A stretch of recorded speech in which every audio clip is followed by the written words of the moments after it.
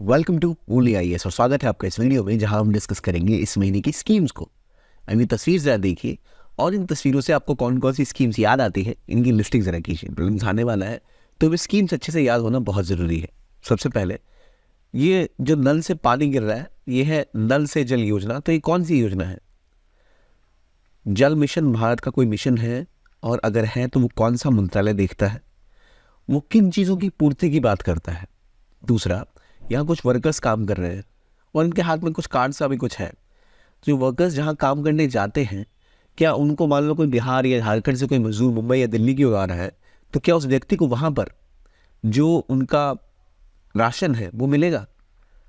इसके लिए क्या कोई सुविधाएं की गई थी? कोई राशन कार्ड पोर्टेबिलिटी स्कीम थी या कोई श्रम पोर्टल बनाया गया था? आगे और बढ़ते हैं। या अब एक स्कूल की बस दिख रही, एक स्कूल एक टीचर में दिख रहा है, तो टीचर की ट्रेनिंग के लिए कोई योजना लॉन्च की गई थी जनवरी के महीने में। ज़्यादा तो नहीं, ऐसी कुछ योजनाएं लॉन्च हुई है लेकिन वो इन सभी सेक्टर्स को कवर करती हैं। आयुर्वेदिक टीचिंग की बात कर लें या स्कूल्स की बात कर लें, प्रेरणा स्कीम भी एक लॉन्च हुई है जो एक स्पेशल स्कीम है। तो इन सभी चीज़ों को हम डिटेल में इस वीडियो में कवर करेंगे। आपके लिए इंपॉर्टेंट ये है कि जब भी कुछ आप ऐसा इमेज, जैसे हम हर महीने की इमेज दिखाते हैं, उससे आप उन चीज़ों को याद करने की कोशिश करिए ताकि हमको बेहतर तरीके से उससे चीज़ें याद रह पाए। सबसे पहले चलिए शुरू करते हैं जिस स्कीम की हम बात करेंगे स्कीम सी न्यूज़ में, वो है जल जीवन मिशन। अब जल जीवन मिशन का उद्देश्य क्या था? जल जीवन मिशन जल शक्ति मंत्रालय के अंदर आती है या किसी और मंत्रालय के अंदर आती है? पहली बात ये है। तो हमें पता है कि जल शक्ति मंत्रालय के अंदर ये स्कीम आएगी। इसके तहत 55 लीटर प्रतिदिन प्रति व्यक्ति जो एक रूरल हाउस होल्ड में घर है उसको मिलेगा। 55 लीटर्स का ये सपना देखा गया था। इसके अंदर ये सोचा गया था कि जो भी भारत के रूरल हाउस होल्ड है वो सब 2024 तक सबको पाइप्ड वाटर सप्लाई मिल जाएगा ताकि आप टैप वाटर यूज़ करके पी सके। उसके लिए इलाकों में बड़े बड़े फिल्टर्स लगाए गए हैं, जो पानी को साफ कर सकें, और पाइप्ड वाटर सप्लाई की बात की गई है। ये एक असल में सेंट्रल स्पॉन्सर्ड स्कीम है, लेकिन इसके अंतर्गत जितनी भी सेंट्रल और स्टेट गवर्नमेंट की स्कीम है सबको कन्वर्ज कर दिया गया था। अलग अलग पानी की स्कीम्स अगर है तो उसको मिक्स करने की कोशिश की गई है।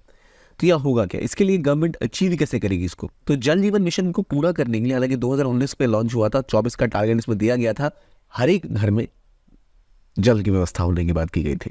तो यहाँ केवल पाइप वाटर सप्लाई ही नहीं, यहाँ कोशिश ये भी की गई थी कि अगर किसी इलाके में रूरल एग्रीकल्चर, अक्सर कई जगहों पे एग्रीकल्चर ही होता है, तो वहाँ पर कैसे हम वेस्ट वाटर को रीयूज़ कर पाए। अगर कहीं पर ऐसी सुविधा है कि वहाँ का जो लोकल वाटर कंजर्वेशन है वो किया जा सके, रेन वाटर हार्वेस्टिंग की जाए, तो उसके लिए जो छोटा मोटा इंफ्रास्ट्रक्चर बिल्ड करना पड़ेगा वो भी इसके अंदर प्रावधान किए गए थे। और जल जीवन मिशन एक ऐतिहासिक योजना है। दुनिया में इतने बड़े लेवल में अभी तक कहीं ये योजना लॉन्च नहीं की गई है। अब जल जीवन मिशन सिर्फ यहाँ खत्म नहीं होता कि भारत के लोगों को जो पानी की समस्या है, खासतौर पे गाँव के इलाके में, वहाँ उनको पानी अगर कहीं मिलता भी है, जैसे हमें पता है नॉर्थ इंडिया और east India, specifically eastern India की हम देखें तो बंगाल, बिहार, उड़ीसा, झारखंड, यहाँ जो पानी है वहाँ भारी मात्रा में आर्सेनिक पाया जाता है जो पानी को बहुत दूषित बनाता है। कई जगहों में आयरन बहुत ज़्यादा मात्रा में होता है तो वो भी दूषित पानी होता है। तो इसीलिए ज़रूरी था कि उनको एक ट्रीटेड पानी मिले जो साफ़ पानी हो। इसके अलावा जैसे कुछ इलाके हैं, अगर हम देख लें राजस्थान के, गुजरात के या दक्कन के रीजन के, वहाँ आपके पानी की कमी है, तो वहाँ पर तो और इम्पॉर्टेंट है, वहाँ तो पानी मिलता ही नहीं है। तो इसलिए ये बहुत इंपॉर्टेंट था। और ये सबसे खास तौर पे ये है कि ये जो हमारे सस्टेनेबल डेवलपमेंट गोल है उसको पूरा करते हैं। तो हर घर जल जो पहुँचेगा उससे सस्टेनेबल डेवलपमेंट गोल नंबर 6 की पूर्ति होगी। अगर आप यूपीसी की तैयारी करना चाहते हैं या स्टेट पीसीस की तैयारी करना चाहते हैं तो आपके लिए बहुत सुनहरा मौका है। पीडब्ल्यू ओनली आईएएस आपके लिए ऑफलाइन कोर्सेज के माध्यम से भी आपके लिए उपलब्ध होंगे। सबसे इंपॉर्टेंट क्या होता है प्रिपरेशन में? सिर्फ पढ़ना ही नहीं, रिवीजन करना और चीज़ों को सही तरीके से रिवाइज करना। Revision in time and revision multiple times. वो कैसे होगा और कैसे आप पढ़ते पढ़ते आप उसको रिवाइज कर सकते हैं, कैसे आपको अपनी अप्रोच रखनी चाहिए, सबको ध्यान में रखते हुए आपके लिए हमारे फाउंडेशन कोर्सेज लॉन्च हो चुके हैं ऑफलाइन। हिंदी और इंग्लिश दोनों माध्यम में उपलब्ध है। ये आपके लिए करोल बाग, मुखर्जी नगर, लखनऊ और पटना में उपलब्ध है। इसके बारे में डिटेल से अगर आपको जानकारी चाहिए तो आप इस फ़ोन नंबर 9920613613 पे कॉल कर डिटेल में जानकारी ले सकते हैं, जो CTR मॉडल के थ्रू आपको बेहतरीन तरीके से रिवाइज करवाना, पढ़ाना और प्रिपेयर करना इस एग्जाम के लिए उसकी गारंटी लेता है। आप डिटेल से इस नंबर पर कॉल करके इसके बारे में जानकारी ले सकते हैं। अब चलिए आगे बढ़ते हैं। अब कितने सस्टेनेबल डेवलपमेंट गोल हैं? 17 डेवलपमेंट गोल है। अब जैसे SDG आपको याद होना चाहिए, पहला हंगर का है या दूसरा हंगर का है, पॉवर्टी का कौन सा है, वाटर का कौन सा है, एजुकेशन का कौन सा है। पहले 6 तो याद होने ही होने चाहिए, बहुत सिंपल है। अभी हम इसको भी देखेंगे, पहले एक बार यहाँ देख लें जल जीवन मिशन। तो यहाँ पर 55 लीटर प्रतिदिन की बात की गई थी, रेगुलर सेफ पानी की बात की गई थी, अफोर्डेबिलिटी की बात की गई, तो क्वालिटी के ऊपर भी फोकस किया गया था ताकि कोई पीछे ना छूटे। ठीक है, ये बातें किसमें की गई है? जल जीवन मिशन में। जल मंत्रालय का डिपार्टमेंट है, वही इसको देखता है। अब देखिए सस्टेनेबल डेवलपमेंट गोल की पूर्ति कैसे करेगा। जो 6th डेवलपमेंट गोल है वो है क्लीन वाटर एंड सैनिटेशन। देखिए तो स्वच्छ भारत मिशन की जब हम बात करते हैं और जब हम जल जीवन मिशन की बात करते हैं, दोनों ही असल में आपको क्लीन वाटर सैनिटेशन प्रोवाइड कराती है। देखिए आमतौर पर सस्टेनेबल डेवलपमेंट गोल अगर आपको याद करना है तो उसका तरीका ये होता है कि भाई सबसे पहले क्या चीज़ की चिंता होती है आपको, कि आप किस तरह जी रहे हैं। तो पहली चीज़ होती है पॉवर्टी, उसके बाद पेट का सवाल आता है, भूख। पॉवर्टी, हंगर, और हंगर के बाद क्या कि भाई थोड़ी सी हेल्थ मिल जाए। हंगर, हेल्थ, जब 3 चीज़ें आपके घर में आ गई, मतलब निर्धनता थोड़ी कम हो गई, जब आपकी थोड़ी भुखमरी कम हो गई है, थोड़ा बहुत आपकी सेहत में सुधार हुआ, कोई बड़ी बीमारी भी नहीं है, तब आप जो सबसे महत्वपूर्ण चीज़ है वही सोचते हैं आपके घर में बच्चों की एजुकेशन कैसे हो रही है। तो फिर उसके बाद बात आती है एजुकेशन की, और उसके बाद जब एजुकेशन भी मिल जाता है तब हम बड़ी चीज़ों के ऊपर जाते हैं कि जैसे जेंडर इक्वलिटी हो गया या बेहतर पानी का सप्लाई हमें मिले, इन सब के ऊपर हम फोकस करते हैं। तो पहले 5 आपको याद रखना है। पहला सिंपल है, पॉवर्टी है। दूसरा जीरो हंगर। तीसरा health, good health and wellbeing. 4th is quality education. 5th is gender equality and 6th is your clean water and sanitation. अब देखिए क्लीन वाटर तक आ गए तो आपको बाकी चीज़ें भी याद करना संभवतः आसान है अगर आप एक फॉर्मूला अख्तियार करेंगे। पहला, 5वां, 10वां और 15वां ये याद कर लो। पहला क्या है? पॉवर्टी। 5वां क्या है? Gender equality. 10वां क्या है? इनइक्वालिटी घटाना।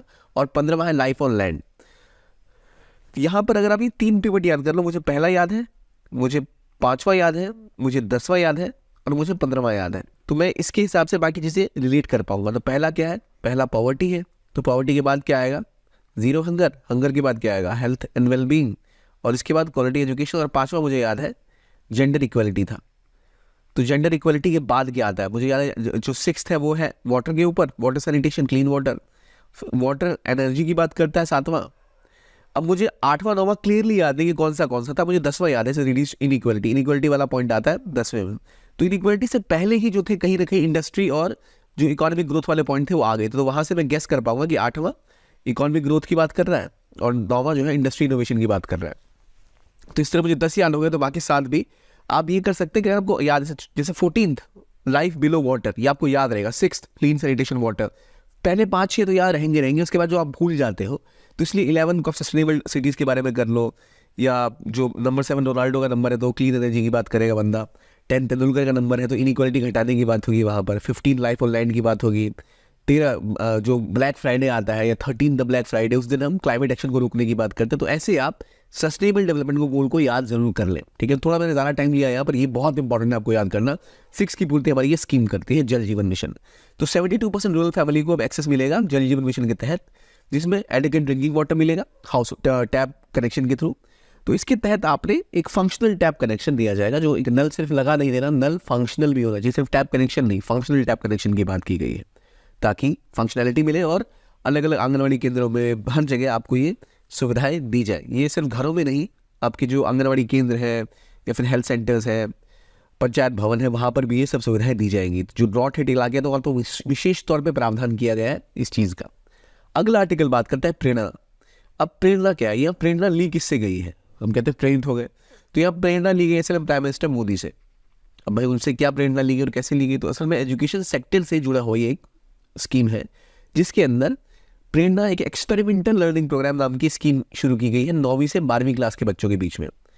तो ये हुआ ये है कि जहाँ पर प्राइम मिनिस्टर मोदी पढ़े थे, महसाना गुजरात में, वहाँ से प्रोग्राम शुरू होगा। तो प्रेरणा ली किससे की? प्राइम मिनिस्टर मोदी से, प्राइम मिनिस्टर मोदी से। कहाँ के लिए? तो महसाना में जहाँ वो पढ़े थे उस स्कूल से इसकी शुरुआत हो रही है। तो 9वीं कक्षा से लेकर 12वीं कक्षा के बच्चों के लिए ये विशेष योजना है, जिसके तहत कोशिश ये की जाएगी सभी को एक लीडरशिप क्वालिटी कैसे बिल्ड की जाए। 20 बच्चे लिए जाएंगे, 10 लड़के 10 लड़कियाँ अलग अलग रीजन से, और उनको यहाँ कोर्स कराया जाएगा। खास बात ये, करिकुलम IIT गांधीनगर प्रिपेयर कर रही है। इसके तहत केवल शिक्षा ही नहीं, और किस तरह से लर्निंग प्रोग्राम को डेवलप किया जा सके जिसमें वो बेहतर तरीके से पार्टिसिपेट भी कर पाए और अपने आपके एक्सेलेंस को बढ़ावा दे पाए। तो ये कोहोर्ट पार्टिसिपेशन की तरह काम करेगा। कोहोर्ट मतलब आप ग्रुप बना देते हैं लोगों का, जो जैसे 10 लड़के 10 लड़कियों का बन गया, आप उनको एक एक्सपेरिमेंटल एजुकेशन के तहत कुछ और बेहतर तरीके से सिखाएंगे, सिर्फ शिक्षा के अलावा और भी तरीके से, ताकि उनके अंदर एक लीडरशिप कैपेबिलिटी डेवलप हो। ये बातें किसकी है? एक्सपेरिमेंटल लर्निंग प्रोग्राम कौन सी? प्रेरणा। किसके अंदर आता है? Ministry of education. प्रेरणा किससे लेगी? प्राइम मिनिस्टर मोदी से, जो उनका पहला स्कूल था जहाँ उन्होंने शिक्षा प्राप्त की, वहाँ से ये लॉन्च होने वाला है। ये नेशनल एजुकेशन पॉलिसी जो है उसमें अंदर प्रावधान दिए गए हैं कि हमें केवल शिक्षा ही नहीं, उनकी लीडरशिप और बाकी एबिलिटीज़ के ऊपर भी काम करना है, तो वो फोकस रखते हुए ये स्कीम लॉन्च की गई है। अब मेरा आपसे सवाल है, मिनिस्ट्री ऑफ एजुकेशन की बात आई, प्रेरणा स्कीम की बात आई, लेकिन क्या मिनिस्ट्री ऑफ एजुकेशन के द्वारा जो मुख्य रूप से स्कीम्स है वो आपको याद है या नहीं? फॉर एग्जाम्पल, क्या आपको पता है रूसा क्या है? राष्ट्रीय उच्चतर शिक्षा अभियान, या फिर पोषण अभियान क्या है? क्या इसके अंदर शिक्षा का कोई महत्व है, कोई ऐसा एस्पेक्ट है? हमने पिछले महीने में वाइस की बात की थी, हमने हायर एजुकेशन में जो PDF है उसकी बात की थी, पोस्ट डॉक्टरल फेलोशिप की बात की थी। तो देखिए, एजुकेशन की स्कीम्स को याद करने का सिंपल तरीका है, पहले मिनिस्ट्री ऑफ एजुकेशन को आप उठाओगे। मिनिस्ट्री ऑफ एजुकेशन में 3 तरह की मुख्य रूप से स्कीम लॉन्च की जाएगी। एक प्राइमरी लेवल पे जो स्कीम्स, दूसरी सेकेंडरी या फिर हायर सेकेंडरी हो जाएगी, तीसरी फिर आपकी हायर स्टडीज़ वाली आ जाएगी। तो इसमें 3 डिवीजन कर लो। प्राइमरी मान लो पहले सर्व शिक्षा अभियान था, सर्व शिक्षा अभियान, अब मान लो पोषण भारत अभियान के तहत ही स्कूलों में जो आपको लंच वगैरह प्रोवाइड किया जाता है, तो उसके साथ जुड़ी हुई इतनी स्कीमें वहाँ से याद कर सकते हैं। फिर स्कूलों को लेकर सेकेंडरी और हायर सेकेंडरी स्कूल्स का क्या सिस्टम है, मैकेनिज्म कौन कौन से दिए गए हैं। कुछ तो ग्रेडिंग के लिए भी सॉफ्टवेयर थे, स्टार प्रोग्राम लॉन्च किया गया था टीचर्स को एजुकेट करने के लिए भी। फिर हायर स्टडीज़ में जैसे मान लो PhD के लिए, रिसर्च के लिए, उसमें क्या क्या स्कीम्स दी गई हैं, इन सब को याद करना। और इनमें सब में एक डिवीजन आपको और करना पड़ेगा, मेन और वुमेन के बीच में क्या डिफरेंस है, कौन सी स्कीम किसके लिए लॉन्च की गई है। अगर आप चाहते हैं कि हम हर एक स्कीम जो अभी तक पिछले साल की आई है उन सबको लेकर एक स्पेसिफिक वीडियो बनाएं with looking at different schemes, जो आप जिस तरह से याद कर पाए, तो आप कमेंट में लिखिए, हम शुरू करेंगे ऐसा वीडियो जहाँ आपकी सारी स्कीम्स कवर हो जाएंगी पिछले जो हर एक जो गवर्नमेंट का डिपार्टमेंट है उसके तहत देखते हुए एक स्कीम। तो अब मैं बता ही रहा हूँ, एजुकेशन अगर पढ़ना है तो आपको तीनों डिवीजन याद होनी चाहिए। बॉयज़ और गर्ल्स के लिए कौन सी स्पेसिफिक स्कीम्स है वो भी याद होनी चाहिए, ताकि आप अगर पॉइंट आए तो आप उसका आंसर कर सको एग्जाम में। अगला, अब हम बात करते हैं, जब हमने बात की ना स्कूल की, एजुकेशन की, अब आते हैं थाली के ऊपर और बात करेंगे दाल के ऊपर। कौन सी दाल के ऊपर? तूर दाल के ऊपर। हम सब जिसे अक्सर पहचान नहीं पाते, तूर दाल, चने की दाल, मूंग की दाल। तो तूर दाल को लेकर एक नया एस्पेक्ट लॉन्च किया गया था, क्या? ई समृद्धि। अब आमतौर पे हम इसको दाल से नहीं जोड़ेंगे, लेकिन ये नाम है ई समृद्धि। ई समृद्धि के अंतर्गत हुआ क्या है? ई समृद्धि के अंतर्गत एक नया पोर्टल बनाया गया जो फार्मर्स तूर दाल का प्रोडक्शन करते हैं, उनकी रजिस्ट्रेशन के लिए, प्रोक्योरमेंट के लिए और पेमेंट के लिए। तो ये जनवरी में स्टार्ट हुआ। क्या चीज़ भाई? ई समृद्धि तो पोर्टल, जो किसने लॉन्च किया था? यूनियन होम कोऑपरेशन मिनिस्ट्री ने।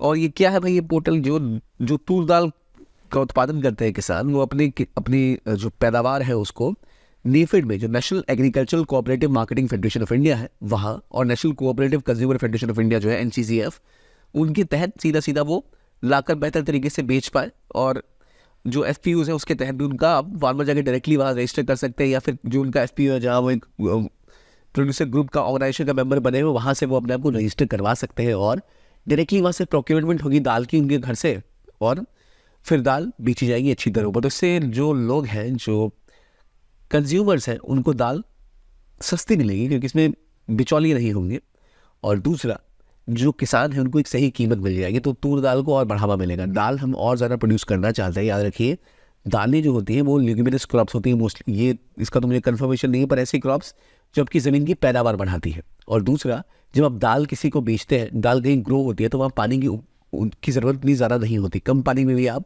उत्पादन कर सकते हैं। तो एग्रीकल्चर जो हम शिफ्ट ला रहे हैं उसके लिए बहुत इंपॉर्टेंट है तूर दाल या ऐसी दालों का उत्पादन, जो हमारी एक तो पहले हमें अभी मेडागास्कर से और मोज़म्बिक से, हमें ऑस्ट्रेलिया से दालें निर्यात करनी पड़ती है, इंपोर्ट करनी पड़ती है। अगर हम खुद दाल का उत्पादन ज़्यादा मात्रा में करेंगे तो हम एक तो पानी भी बचा पाएंगे और हमें डॉलर्स भी बचेंगे जो इंपोर्ट करते हैं उसका, और प्लस हम जो वाटर डिफिशिएंट इलाकों में जो चावल और गेहूँ की खेती होती है उस पर भी कुछ हद तक कंट्रोल ला पाएंगे। तो इसलिए बहुत महत्वपूर्ण है ये। और दालों को लेकर भारत का एक स्पेसिफिक रिक्वायरमेंट है, प्रोटीन की सबसे ज़्यादा जो पूर्ति होती है, जो लोग मांस का सेवन नहीं करते उनके लिए इन दालों के थ्रू ही होता है, तो इसलिए इंपॉर्टेंट है ये एस्पेक्ट। इसके अलावा देखिए, एक प्रोग्राम रन किया गया आयुर्वेदिक रिसर्च को बढ़ावा देने के लिए, जो टीचिंग प्रोफेशनल्स है उनके लिए। तो ये एक स्मार्ट 2.0, ये जो centre council for research in Ayurvedic sciences है उन्होंने लॉन्च किया था national commission for Indian system of medicine के थ्रू। अब इंडियन सिस्टम ऑफ मेडिसिन क्या है? इंडियन सिस्टम ऑफ मेडिसिन में आप देख सकते हैं जैसे आयुर्वेद हो गया है, आप यूनानी की बात कर लें, सिद्धा की बात कर लें, ये सब इंडियन सिस्टम ऑफ आप मेडिसिन की तरह आता है। इसके अंदर एक स्मार्ट.2 प्रोग्राम लॉन्च किया गया। क्या है स्मार्ट 2.0? यानी जो क्लिनिकल स्टडीज़ होती है देखिए आमतौर पे जो भी मेडिसिन का काम होता है वो एलोपैथी यानी जो अंग्रेजी दवा जिसे हम कहते हैं उसके थ्रू होती है। वहाँ कोई भी चीज़ प्रूव करने के लिए पहले क्लिनिकल स्टडी की जाती है कि किसी चीज़ काम करेगी नहीं करेगी, क्या इसका उपयोग है। उसी प्रकार से क्लिनिकल स्टडीज़ को बढ़ावा देने के लिए आयुर्वेदा के प्रायोरिटी एरियाज़ में हॉस्पिटल और इंस्टीट्यूशन खोले जाएंगे कोलैबोरेशन के साथ, और कोशिश ये की जाएगी कि जो आयुर्वेदिक फार्मूले होते हैं किसी चीज़ को बनाने के, उनसे कैसे उनका इस्तेमाल करके जो यूटेरस की ब्लीडिंग हो गई या फिर ऑस्टियोपोरोसिस हो गया या डायबिटीज मेलिटस हो गया, इन सब से, या बाल कसा हो गया, मालन्यूट्रिशन हो गया, इससे लड़ने के लिए किस तरह से आयुर्वेदिक फॉर्मुलेशन बेहतर तरीके से कार्य करते हैं इसके बारे में जानना भी और इसके बारे में शिक्षित करना भी जो इसके प्रैक्टिशनर्स हैं उनके साथ, ताकि बेहतर तरीके से हम आयुर्वेदिक जो प्रणाली है उसके तहत जिन चीज़ों से हम बेहतर तरीके से लड़ सकते हैं उसका इस्तेमाल किया जाएगा। और वो हमारे लिए जो हमारा जो हेल्थ केयर सिस्टम है उस पर जो ट्रेडिशनल जो आप हेल्थ क्लिनिक्स होते हैं, जैसे डॉक्टर्स के पास हम जाते हैं, उनके ऊपर दबाव थोड़ा कम होगा। इसको लेकर थोड़ी कंट्रोवर्सी जरूर है कि क्या आप आयुर्वेद होम्योपैथी सी दवाइयों पर निर्भर होना चाहिए, नहीं, लेकिन आयुर्वेदा कई मामलों में बेहतर रिजल्ट दिखा है हमें, और इसी को लेकर यह स्मार्ट 2.0 प्रोग्राम लॉन्च किया गया है central council for research and Ayurvedic sciences के द्वारा। ठीक है, तो उनके प्रोफेशनल को ट्रेन किया जाएगा। अब आते हैं आखिरी चीज़ के ऊपर, वो है ration card portability. Ration card portability क्यों इंपॉर्टेंट थी? इसलिए इंपॉर्टेंट थी कि लोग जो वर्कर्स थे वो शिफ्ट होते थे एक गांव से दूसरे गांव, एक शहर से दूसरे शहर, उनका परिवार भी कभी कभी उनके साथ आता था, तो उनको फिर राशन कार्ड का फायदा मिल नहीं पाता था। आमतौर पर राशन तो उन्हें चाहिए जो सबसे निचले तबके पे लोग हैं, और वो लोग अक्सर माइग्रेट करते हैं काम की तलाश में। तो इसीलिए one nation one ration card scheme launch की गई थी, जिससे देश भर में आप राशन कार्ड लेके किसी भी जो राशन की दुकान है वहाँ जाकर आप अपना कार्ड दिखाकर वहाँ से अपने हिस्से का जो खाना है वो ले सकते हैं, अनाज ले सकते हैं। तो जो माइग्रेंट्स हैं उनको इससे फ़ायदा मिलेगा। ये चीज़ पहले आपको पता होना चाहिए कौन सी मिनिस्ट्री कौन सा डिपार्टमेंट कर रहा है। तो मिनिस्ट्री ऑफ कंज्यूमर अफेयर्स के अंदर आता है ये, और department of food and public distribution के अंदर आता है ये कौन सा, राशन कार्ड पोर्टेबिलिटी। तो इसके तहत आप पूरा या पार्ट ऑफ फूड ग्रेन्स भी ले सकते हैं। यानी पार्ट क्यों कहा जा रहा है भाई? पार्ट इसलिए हो सकता है कोई व्यक्ति बाहर रह रहा हो पर उसका परिवार उसके गाँव में ही हो, तो उस कार्ड से अपनी आधी जो उनकी अनाज है वो ले लिया, बाकी घर पे रह गया, वहाँ जो लोग बचे हैं वो उसको ले सकते हैं। तो ये एक अहम कदम है, और 28 करोड़ अभी तक ट्रांजेक्शन से रिकॉर्ड किए गए हैं। तो अगर आप ऐसे या इस तरह कहीं देखें तो आप कह सकते हैं कि हाँ ये एक बेहतरीन स्कीम है जिसका इस्तेमाल किया जा रहा है। और आखिरी स्कीम आती है PM स्वनिधि। अब कुछ हॉकर्स होते हैं जो रेहड़ी या ठेले पर सामान को बेचते हैं, और हम कई आमतौर पर से निचले से देखते हैं कि बेहतर खाना नहीं मिलता हुआ हम रेस्टोरेंट्स में खाएंगे। लेकिन अगर आप देखें सिंगापुर में तो पूरा एक स्ट्रीट फेस्टिवल होता है। स्ट्रीट फूड की अपनी एक परिकल्पना है, स्ट्रीट फूड अपने आप पे एक महत्व रखता है, और इसी बात को ध्यान में रखते हुए भारत में भी स्ट्रीट फूड पे फोकस किया गया था। अगर हम वहाँ की क्वालिटी मेंटेन कर सके, FCCI के अंदर कुछ स्कीम्स में लॉन्च हुई थी कि बेहतर तरीके से जो स्ट्रीट फूड्स है, जो स्ट्रीट हॉकर्स हैं, वो अपने अगर खाने में क्वालिटी मेंटेन कर पाए तो भारत के लिए वो टूरिस्ट अट्रैक्शन का केंद्र हो सकता है। तो इसीलिए PM स्वनिधि स्कीम की बात की गई, जहां पर जो अर्बन और हाउसिंग मिनिस्ट्री अफेयर्स के मिनिस्टर हैं उन्होंने कहा था कि zero waste street food festival Bharat ने लॉन्च किया है। अब पहले प्रधानमंत्री स्वनिधि स्कीम किया है। इस स्कीम के अंतर्गत क्या था कि जो लोग मान लो कुछ स्ट्रीट फूड बेचना चाहते हैं या कुछ ऐसा काम करना चाहते हैं जिनको कोविड के दौरान बहुत नुकसान हुआ था, तो वो काम अपना शुरू कर सकते हैं। उनको 10,000 रुपये तक लोन मिलता था, और वो 1 साल तक अपने लोन को आसान किश्तों में चुका सकते थे। तो ये स्कीम 2024 तक दिसंबर तक एक्सटेंड कर दी गई है। अभी याद रखिए 2024 दिसंबर तक से एक्सटेंड कर दिया गया है। किसको? PM स्वनिधि योजना को। स्वनिधि के अंतर्गत क्या होता है, जो स्ट्रीट हॉकर्स या सेलर्स होते हैं उनको 10,000 रुपये का वर्किंग कैपिटल मिलता है, और अगर वो सही समय पर लोन पे कर देते हैं 7% पर एनम के हिसाब से उन्हें जो बेनिफिशियरी अकाउंट में डायरेक्ट ट्रांसफर भी होता है क्वार्टरली बेसिस पर पैसा। तो ये उनको फ़ायदा भी मिलेगा इससे, और प्लस सबसे बड़ी बात ये अपनी एक बेसिक कैपिटल मिला, अपना जो वो सामान बेचना चाहते हैं ठेले पे या कुछ चीज़ पे वो कर भी सकते हैं। तो इसको हमें और प्रोत्साहन देने की ज़रूरत है, और वही स्वनिधि स्कीम इसके अंदर लॉन्च हुई थी। अभी इंडिया का first zero waste street food festival हुआ था, कि जैसे स्ट्रीट फूड फेस्टिवल बहुत कई देशों में रुचिकर तरीके से देखे जाते हैं। इससे अलग अलग इलाकों के, अलग अलग राज्यों के जो अलग अलग पकवान हैं वो और प्रचलन में आते हैं, और उनका सेवन भी बढ़ता है, और प्लस लोगों को रोजगार तो मिलता है। तो इसी को पुश करते हुए बातें की गई थी। आई होप PM स्वनिधि आपको याद रहेगी। समृद्धि क्या है ये भी याद रहेगी, समृद्धि, और जल जीवन मिशन के बारे में क्या बातें हमने की वो आपको याद रहेगी। तो ये वीडियो मुख्य रूप से इन चीज़ों को डिस्कस करता है। देखने के लिए बहुत बहुत धन्यवाद। Keep on watching only IAS and have a nice day.